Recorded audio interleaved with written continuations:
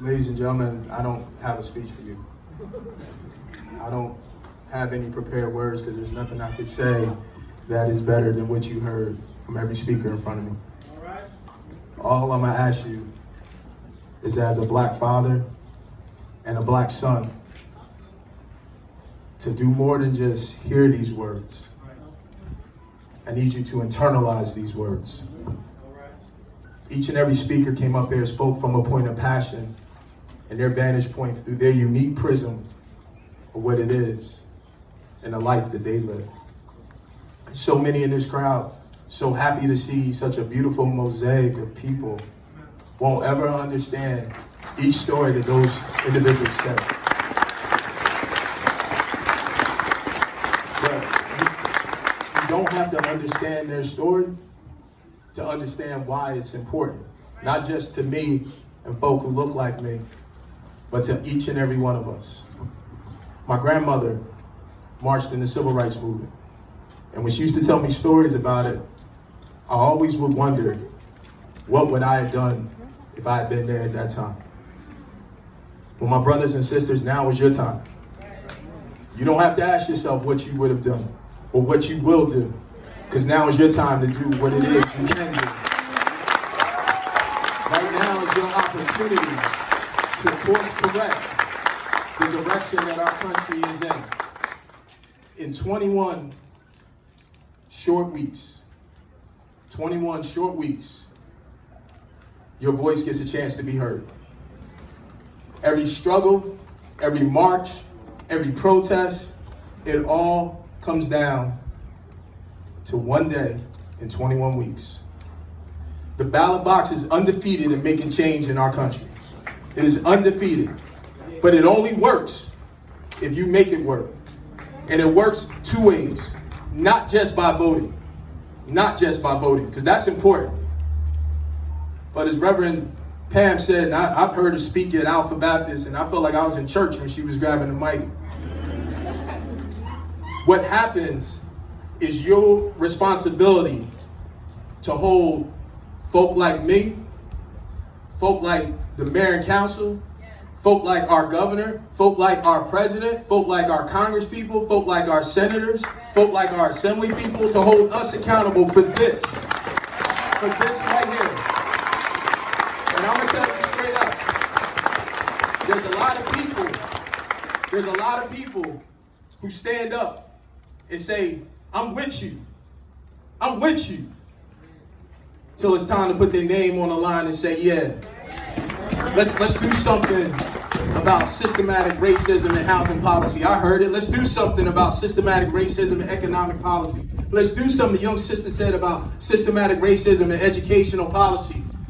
Let's do something about systematic racism in our criminal justice system. But it doesn't work if you don't hold those in public office accountable. So your moment doesn't end here today.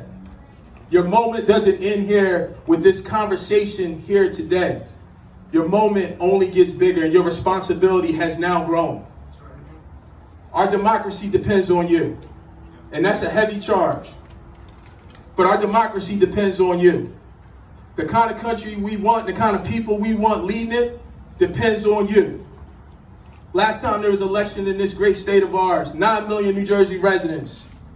Less than 30% of them decided to exercise their vote. So that means you surrendered your voice. You let someone else speak for you. So in 21 weeks, 21 short weeks, you have an opportunity to not only make your voice heard, but change the direction of our country. Your moment is now. The marches will continue. The young brother said, don't forget, when the hashtags stop, the social media likes stop, that the moment must continue. The moment must continue, because if not, we're going to be here again. We're going to be here again. And we're going to be here again. I heard many people saying on this walk, enough is enough. Well, if you mean it, then demonstrate it. Demonstrate that enough is enough. Demonstrate that you're sick and tired of being sick and tired. Demonstrate that you're going to step up and decide to make a difference in your community. Demonstrate that not just by voting, because voting matters, but demonstrate that you're going to work in your community to to change it. So when everybody sits around talking about, oh, nothing will change, I ain't doing this or that. Everybody's talking about, I ain't got time for this young brother over here because he's wayward. You know what? I used to be really good at breaking laws before I made laws. But someone stepped in my way and corrected me. It's an obligation for all of us to correct each other and move us forward. We are united. The only way we move forward is by being united and working towards it. The old organizing chant is true today as it was when it first said. It's simplistic in its nature, but it's profound. The people united can never be defeated. It is simple in its eloquence, but it matters so much. So my charge to you, are we united?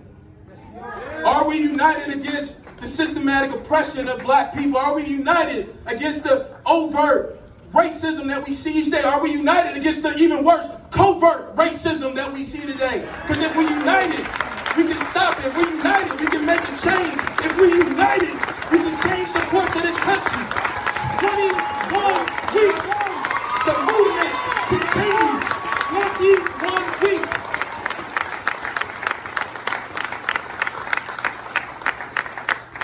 Ladies and gentlemen, I got nothing more. I just got to ask, and I'm going to plead one more time. I need you every day between now and that election day, registering folks, telling them about the election, telling them what matters to you. And as Rev said, I'm going to tell you something that's going to get me in trouble. I don't care if you vote for a Democrat or a Republican. I want you to vote for the person who you think, after you've done your research, is moving us forward. And I'm telling you right now, this ain't self-serving to me because I'm not running for nothing. So this ain't helping me. But I'm telling you to use your voice, use the power of your voice to make this change. I promise you if you do it, and then you hold each and every one of us accountable for all the stuff that we standing here telling you and praising you and telling you what we gonna do. Hold us accountable. And when we not, throw us out and get somebody new in to do the job. That's how you make change happen. Use your voice. God bless you all.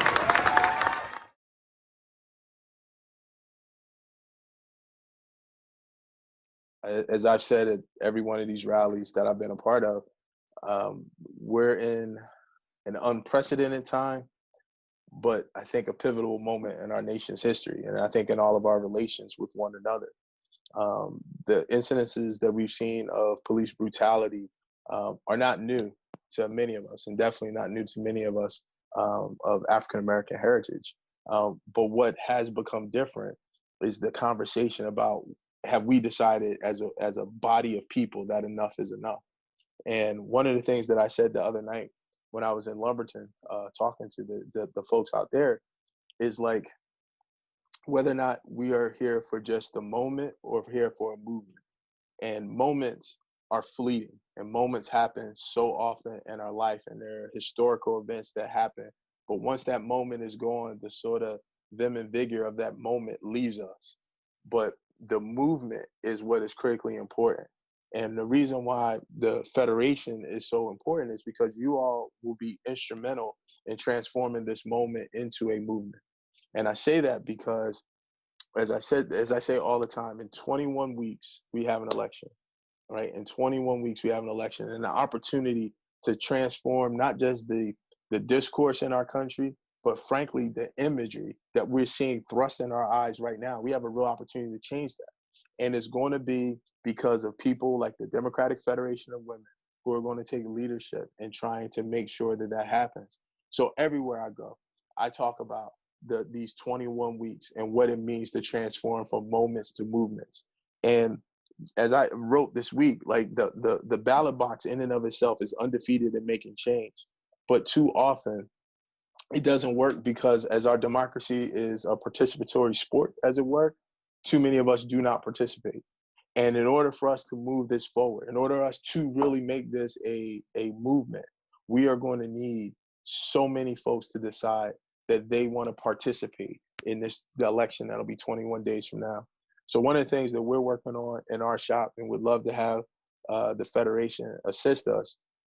Many on this call know my young guy who works with me is Colin Smith, and Colin has probably been with me longer than any member of my current staff.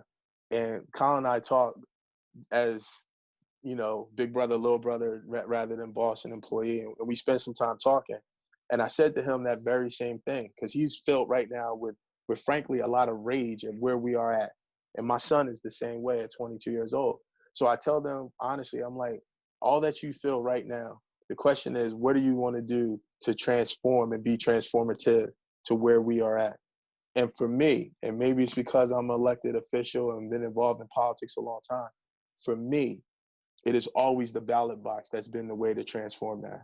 So what we're going to be doing from now until election day is not only up until the voter registration drive, we're going to continue to go out and register people constantly and go out, and not everywhere we go, we bring in voter reg slips. We're going to start, as people feel more and more comfortable pseudo interacting in our new normal, we're going to start having folks put up tables, and I'm going to be at tables and talking to folks about registering to vote and trying to remind people that when the limelight sort of fades a little bit, because unfortunately in our country, every time we've had these sort of cataclysmic events, right? When Sandy Hook happened, I was somebody that said we're finally going to have real action on guns. And everybody was real hot to trot for a finite period of time. And then we sort of all walked away from it till the next tragedy happened. So for every time that we sat here and we talk about George Floyd and Ahmaud Arbery and Breonna Taylor, there was Trayvon Martin, there was Tamir Rice, and there was so many other folks who the headlines don't even know, right? Who felt and dealt with this. So we have to take the leadership, all of us. And from us as party folks, as party people, we have to take the leadership to decide that we're going to start energizing and motivating people to exercise their voice and make this kind of change that we need to have happen. And if we don't, right, if as leaders, especially leaders in our party, all of us, if we do not, then not only has this been a lost opportunity, it is even worse than a lost opportunity, because so many of us have these young folks who are out here every day. Every rally I've been to has been young folks leading it, young folks driving the message home. Not only are we letting ourselves down, we're letting that next generation down and shackling them to having to come out to another rally when they're the gray bears like all of us with their kids. And I, for one, have heard these young folks tell me they're the last generation that's going to be sick and tired of being sick and tired. Yeah. And if that's the case, then it's upon us as leaders to find them, give them the framework, and give them the tools necessary to make change happen, because it's going to benefit us, it's going to benefit our legacy, and it's going to benefit their future. So for me, it's been pretty eye-opening, all the crowds that I've been in and talking to folks. And I challenge people every time that we're there, like, to turn this moment into a movement and set your place inside that movement and do something to move forward. What I think we can do is the thing that I think we on this call all do best is motivate folks to go out and vote, and then do the necessary work to bring them to the polls. If there's no other time that we ever thought our duty, we were honor bound to do that, we are honor bound to do that right now. I remember, and I'm gonna leave y'all on this because I know y'all got other stuff to do, but I remember a conversation long ago that Levon and I had when we were running for freeholder long ago. And one of our many conversations, because she had many with me and I soaked up a lot, but one of the things that she often talked to me about at least, was our obligation as Democrats for the high ideals that we believe our party has, to be not only standard bearers for it, but to be trumpet leaders in trumpeting those things. And if we are to stand up and truly be the leaders of our party that I know we are, then we have an obligation to motivate and agitate and educate and move folks forward to do the work that's necessary to move us forward. Those lessons that I learned long ago are lessons I still move forward with every day. And if anybody's ready to be a part of that movement, you can always sign me up to stand right next to you and move that forward. We don't believe in sitting in the back. We like to lead from the front. So we're going to go out and try and motivate people. We're going to go out and try and register people to vote. And we're going to go out and try and bring them to the polls. Because all the times we talk about this is the most important election of your life, and we always said it a million times, my friends, this is the most important election of our lifetime.